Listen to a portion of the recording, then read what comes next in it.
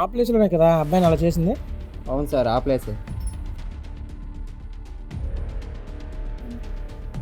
చూడండి సార్, ఇక్కడ ఏదో పౌడర్లో ఉంది.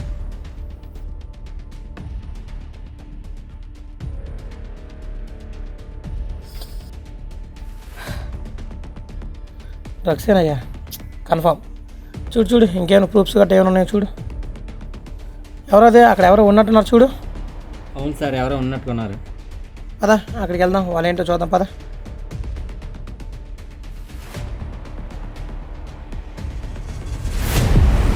సార్, మీ తమ్ముళ్ళ ఉన్నాడు.